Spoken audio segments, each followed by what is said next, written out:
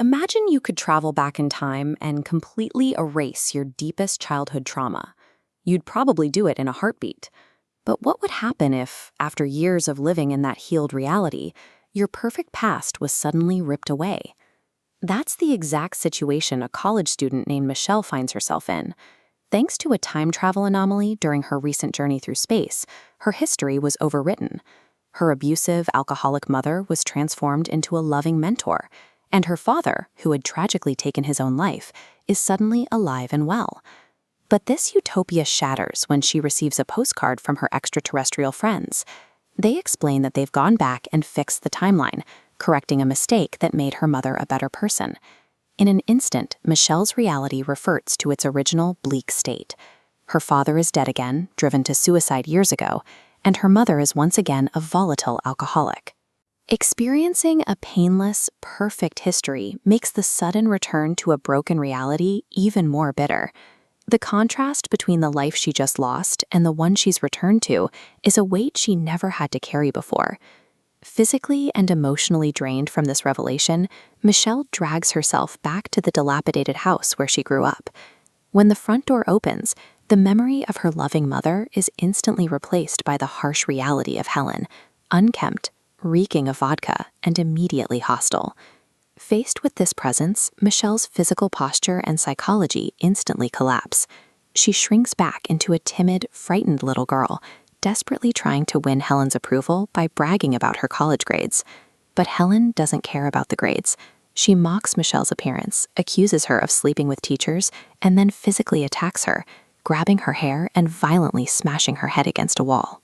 Living in a magically altered timeline didn't equip Michelle with the psychological armor she needed. When her real-world demons inevitably return, she finds herself completely defenseless.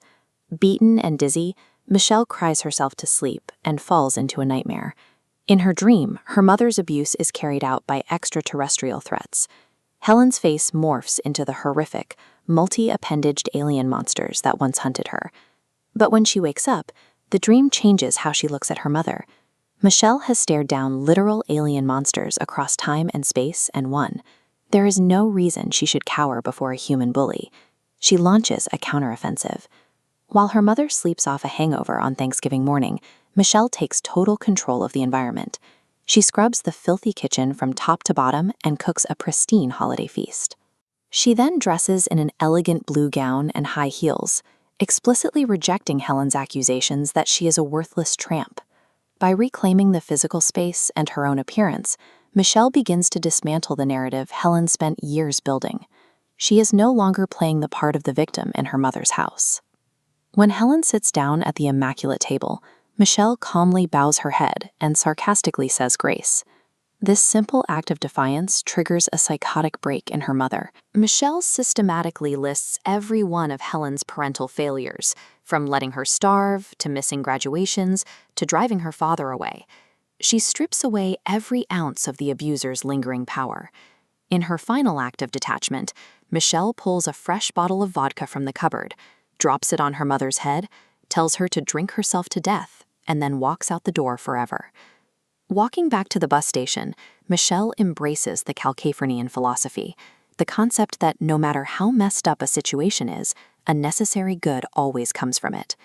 In the happy timeline, Michelle's anger would have remained a dormant ghost, hidden but never resolved. By fighting back here, she has addressed the hurt instead of just letting it be erased. Leaving home with absolute clarity and zero baggage, Michelle boards a bus out of town and immediately has a chance meeting with the man who will become her future husband. Fast forward 20 years. Michelle and her family are living on a remote island paradise where they have spent decades successfully cultivating a massive crop of extraterrestrial marijuana. But a global conflict is escalating. As a show of force, the military targets their exact coordinates for a nuclear weapons test. Michelle and her family calmly evacuate on a raft just as the bombers arrive overhead. The bomb drops and strikes the center of the island, detonating on impact and instantly vaporizing the massive fields of alien flora. This triggers a chemical reaction. Instead of a standard mushroom cloud, the vaporized alien weed creates a massive psychedelic green blast radius. the psychoactive cloud rapidly expands and blankets the Earth's atmosphere, reaching the lungs of every aggressive nation and military leader on the planet. In a cosmic punchline, this global contact high causes enemy armies to drop their weapons, start partying, and establish a united Earth, averting World War III.